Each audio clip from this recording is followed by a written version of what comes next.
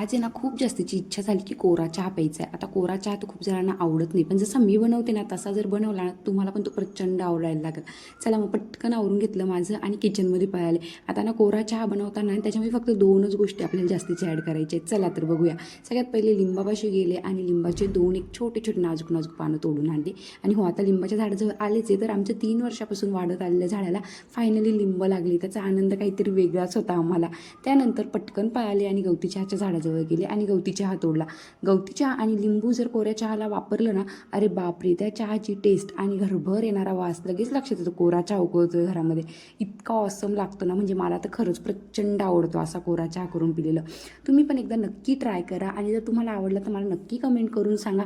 नक्कीच छान छान व्हिडिओ बघण्यासाठी आपल्या चॅनलला सबस्क्राईब करा. चहा उकळतोय तोपर्यंत मी पटकन घराला झाडू मारून घेतला.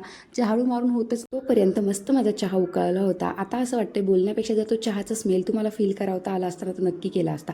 नंतर चहा पिता पिता आत्ता आपल्या चॅनलवर अपलोड झालेला व्लॉग बघत बसले. खरं सांगू का, ताई इतक्या सुंदर गाणं म्हणत होत्या, मला म्हणते व्हिडिओ टाकू नको, पण मी टाकूनच दिली.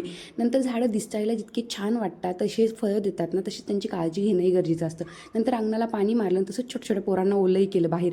तेवढं करतच होते तर माझ्या वादळाचा आवाज आला मला बाहेरून आणि तोही उठला होता. मग त्याला घेऊन बसले. नंतर त्याचं आवरलं, त्याला विचारत होते जे बाप्पा कुठं केला मम्मानी, तर तो असा काहीतरी हात दाखवत होता. नंतर आम्ही दोघांनी मिळून किचनमध्ये स्वयंपाक केला. पप्पा घरी आल्यानंतर माझी ड्युटी संपली, नीरजची ड्युटी सुरू झाली. असा होता माझा छान दिवस. चला बाय बाय.